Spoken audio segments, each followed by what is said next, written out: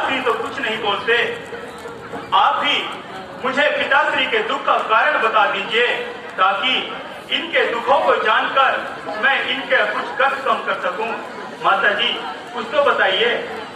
बेटा राम, मैंने महाराज से किसी समय 2 वरदान पाए थे, जो आश्रम पर मैंने अपने वे 2 वरदान महाराज से मांग लिए। पहले वरदान में भरत को अयोध्या का राज्य और दूसरे वरदान में तुम्हारे लिए 14 वर्ष का वनवास। बस इतनी सी बात है बेटा। और महाराज व्याकुल हो रहे हैं, अधीर हो रहे हैं। बस माता जी, क्या केवल इतनी सी बात है? हाँ बेटा, इतनी सी बात है।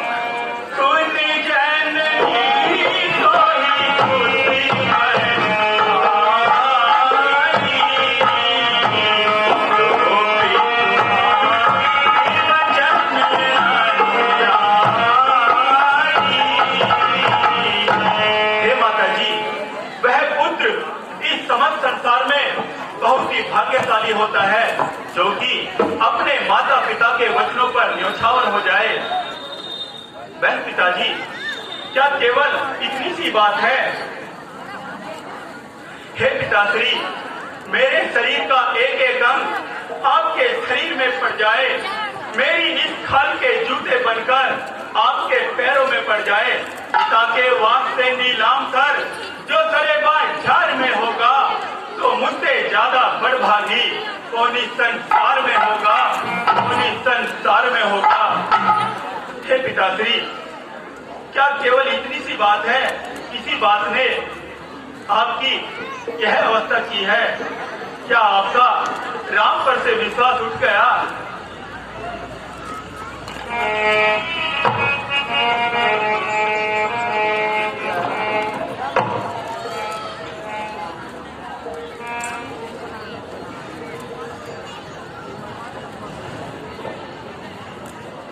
बेटा, अब तुम वनों में जाने के लिए तैयारी कर लो।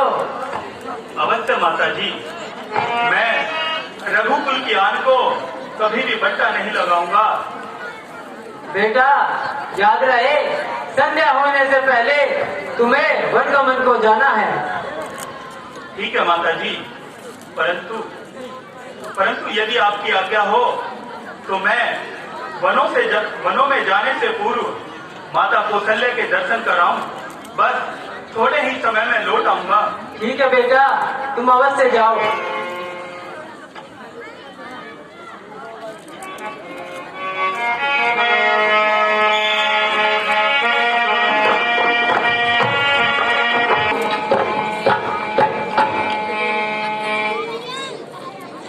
माता जी के चरणों में राम का प्रणाम स्वीकार। चिरंजीव रहो बेटा। आओ बेटा, बैठो और मैं तुम्हारे लिए कुछ खाने के लिए लाती हूँ। बस माता जी, क्षमा कीजिए, खाने को तो छोड़िए, बस आप केवल मुझे शीघ्रता से जाने की आज्ञा दे दीजिए। बेटा, अब तुम कैसी भैंकी भैंकी बातें कर रहे हो, मेरी तो कुछ समझ में नहीं आ रहा। बस माता जी, यह सब कर्मों का ही खेल है कर्म गति बलवान बड़ी, कोई उसका भेद न पाता है। वह देव जो करना चाहे एक पल में कर दिखलाता है। निर्धन को धनवान बना, राजा को रंग बनाता है। संसार व्यवहार में हर कोई विधना को शीश नमाता है, विधना को शीश नमाता है।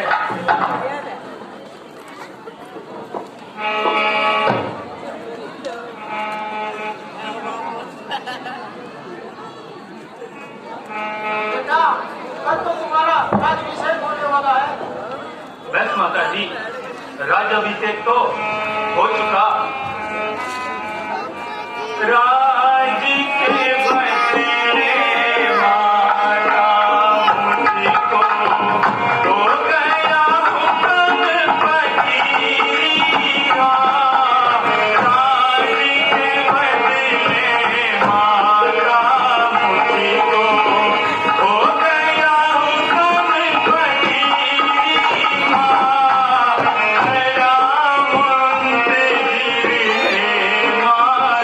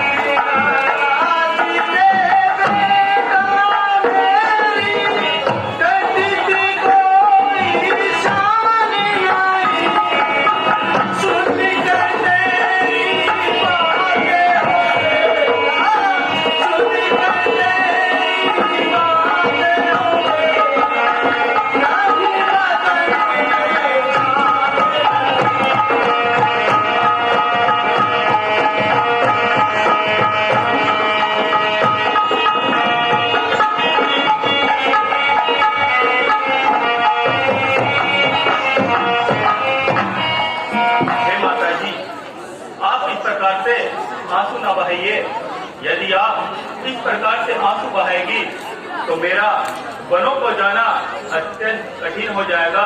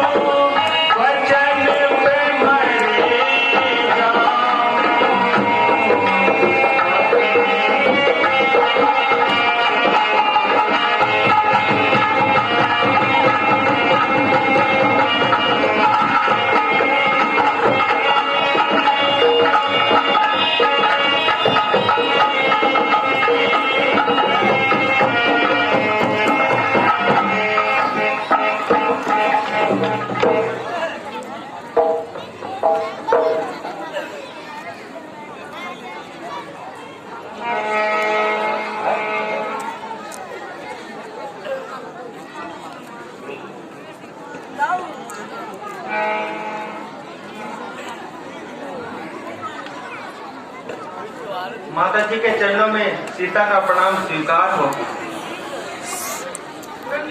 स्वामी के चरणों में सीता का प्रणाम स्वीकार हो।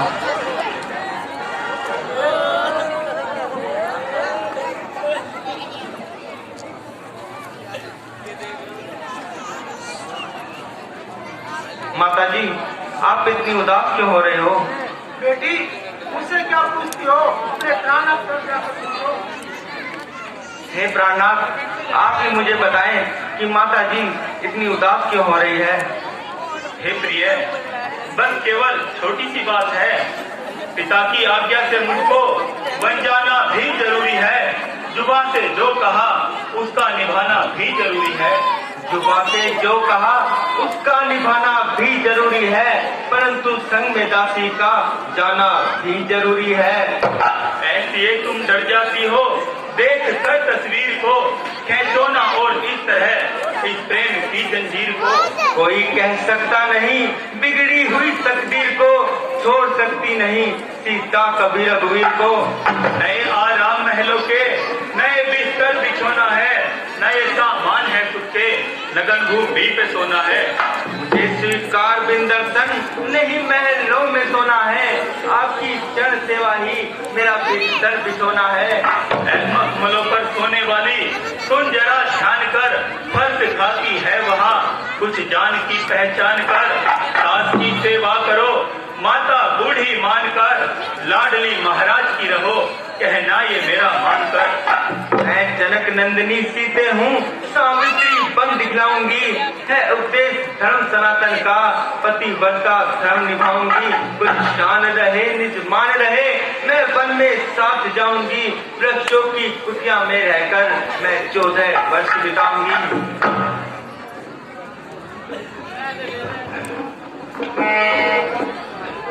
मेरा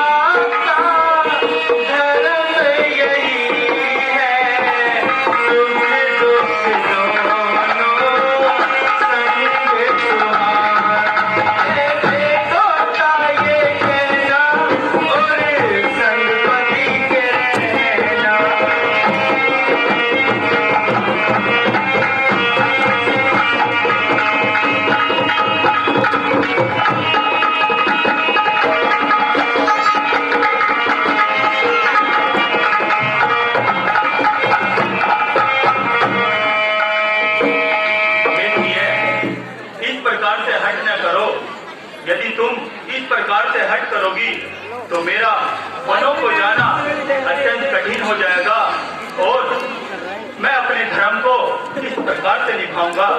नहीं नहीं प्राणनाथ, यह दासी भी आपके साथ वनों में अवश्य ही जाएगी। इसलिए वनों के अंधेरे को देखो, आप इस प्रकार का कष्ट कैसे सहन करोगी?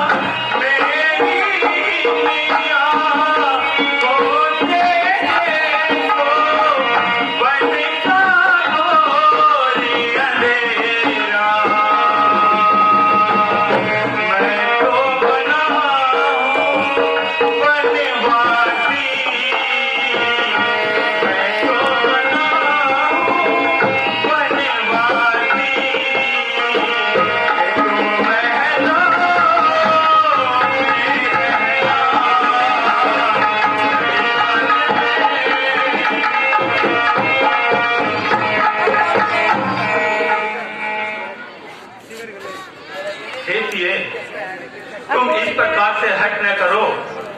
वनों के कष्टों को, वनों के दुखों को तुम किस प्रकार से सहन करोगी? तुम यही महलों में रहो और माता व पिताजी का भली प्रकार से ध्यान रखना। देखो भैया भरत व शत्रुघ्न भी अभी यहाँ पर नहीं है, इसलिए तुम मेरा कहा मानो और यही महलों में रहो। हे प्राणनाथ, यदि आपको विश्वास है कि आप 14 वर्षों के उपरांत मुझे जीवित पाएंगे तो छोड़ दीजिए, अन्यथा अपने साथ ले चलिए। नहीं सिए, इस प्रकार की बातें न करो। हे सिए, मैं भी तुम्हारे हट के आगे मस्तक हूँ, परंतु यदि तुम्हारी यही इच्छा है तो पहले माता जी से आज्ञा ले लो। माता जी, आप मुझे स्वामी के साथ बन जाने की आज्ञा दे दीजिए। थोड़ी देर चुप हो जाए यार। चुप हो, मैं तो यार मोटा तो थोड़ी देर की बात फिर चलो।